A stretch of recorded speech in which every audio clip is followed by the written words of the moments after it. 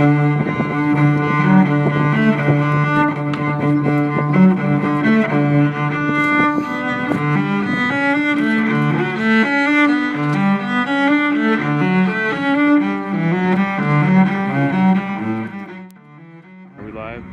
we are live on the pedestrian bridge over Lady Bird Lake. Charles Pruitt just gifted a performance to folks on their afternoon walks. It's a Friday, late afternoon, and Charles and I performed last night in another kind of world.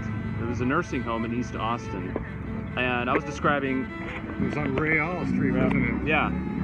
What we like to do with Strings Attached Cares is bring music to the folks that can't get out to do it. And this place that we visited, like I said, it's like a different world. We walked in there, the doors were locked. When I first got in, I noticed that the workers were extremely focused and they didn't even notice us coming in. And for a minute, my mind thought, oh, was this such a good idea?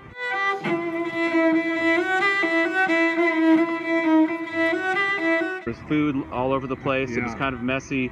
But I pushed through and I said, no, let's just go ahead and see this through at this nursing home. I know that the folks here, or I have a feeling that the folks here would really appreciate some acoustic music. It was just a cello and a violin. So we set up at the other end of the room and we had an experience playing for mainly folks, probably Alzheimer's patients, right? Probably, yeah. What are some thoughts about this? And you feel like it's good work to do this, to go out? It was. It really. That one was a particularly.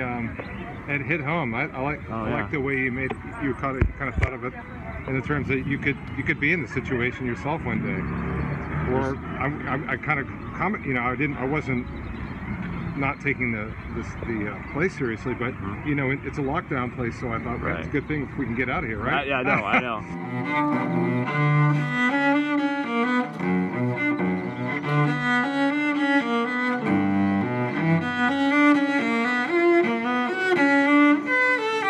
And I think the workers there, the nurses, appreciated hearing that music.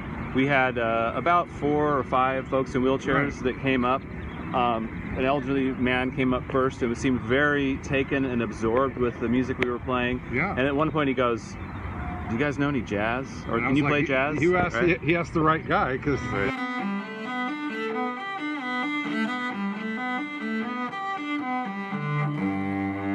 So then I thought, and this is what's great about doing these performances in real time with real musicians. I mean, we've heard and we know the research about with memory care patients when they put iPods or iPhones with earbuds, and it basically turns these people on. It literally turns on their brains and they start remembering things. Music has a way to people that words can't. Literally, right. Yeah, so they go straight to you. Everyone could understand it. The sound vibrations.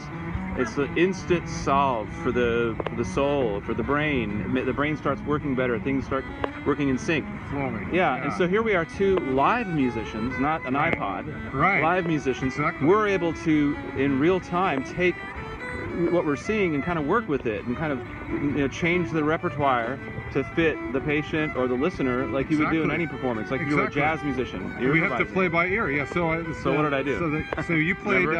We did.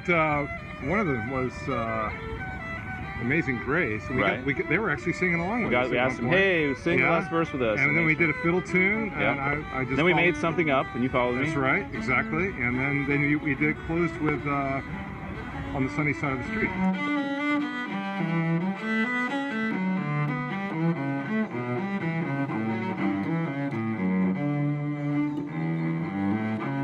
Few classical pieces that were thrown in, but by and large it was mostly improvised. Right. And that's what was fun about it, was because you and I were both alive, and they were seemingly more alive as the music was more alive. Yeah, and I think that it's a beautiful practice to push through your discomfort, your being out of your comfort zone as a musician. And I would encourage those of you that aren't musicians to volunteer, to give back. Not only it's not just musicians that can bring in joy and something from the outside. We were literally bringing something from the outside that maybe they don't hear enough, and it was kind of this freshness. It was like, everybody likes,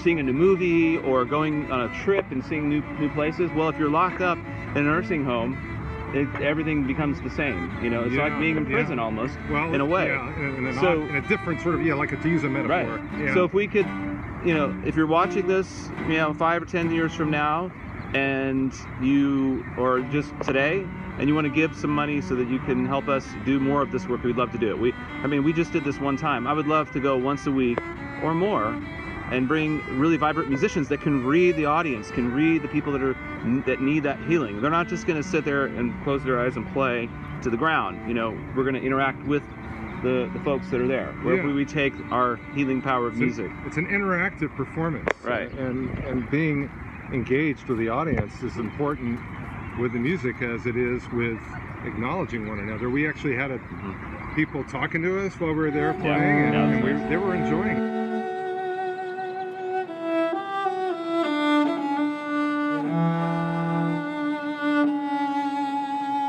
So check out Charles at the Austin Symphony. Yeah. And his solo at charlespruitt.com. He's got solo Charles. Prewitt. And stringsattachedcares.org is where you can make a donation, and you can see a video of all the kinds of work that we do with schools, people in memory care centers.